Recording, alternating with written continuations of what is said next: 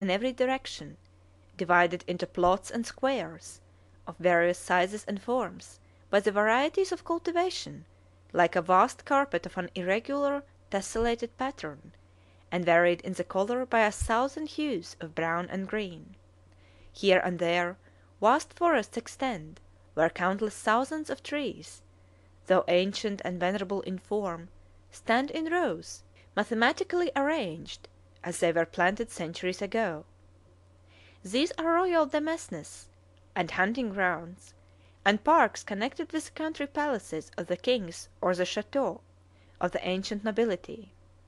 The cultivators of the soil live, not, as in America, in little farmhouses built along the roadsides and dotting the slopes of the hills, but in compact villages, consisting of ancient dwellings of brick and stone, densely packed together along a single street, from which the labourers issue, in picturesque dresses, men and women together every morning, to go miles, perhaps, to the scene of their daily toil.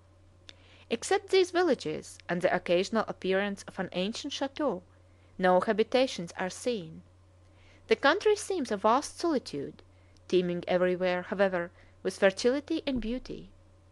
The roads which traverse these scenes are magnificent avenues, broad, straight, continuing for many miles an undulating course over the undulations of the land, with nothing to separate them from the expanse of cultivation and fruitfulness on either hand, but rows of ancient and venerable trees. Between these rows of trees the traveller sees an interminable vista extending both before him and behind him. In England the public road winds beautifully between vales overhung with shrubbery, or hedgerows, with stiles of gateways here and there, revealing hamlets or cottages, which appear and disappear in a rapid and endlessly varied succession, as the road meanders, like a rivulet, between its beautiful banks. In a word, the public highway in England is beautiful; in France it's grand. The greatest city in Normandy in modern times is Rouen, which is situated, as will be seen by referring to the map at the commencement of this chapter, on the Seine, halfway between Paris and the sea. At the mouth of the Seine, or rather on the northern shore of the estuary which forms the mouth of the river, is a small inlet, which has been found to afford, on the whole, the best facilities for a harbour that can be found on the whole line of the coast. Even this little port, however, is so filled up with sand, that when the water recedes at low tide, it leaves the shipping all aground. The inlet would, in fact, probably become filled up entirely, were it not for artificial means taken to prevent it. There are locks and gateways built in such a manner as to retain a large body of water until the tide is down, and then these gates are opened, and the water is allowed to rush out altogether, carrying with it the mud and sand which had begun to accumulate.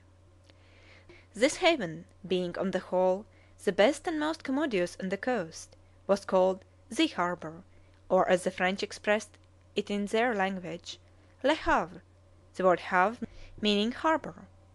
In fact the name was in full Le Havre de Grace, as if the Normans considered it a matter of special good luck to have even such a chance of a harbour as this at the mouth of their river.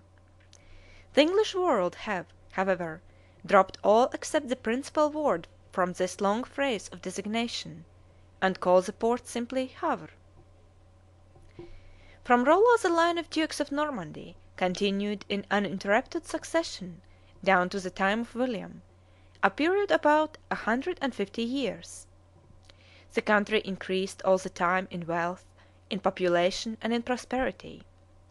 The original inhabitants were not, however, expelled; they remained as peasants, herdsmen, and agriculturists, while the Norman chieftains settled over them, holding severally large estates of land which William granted them.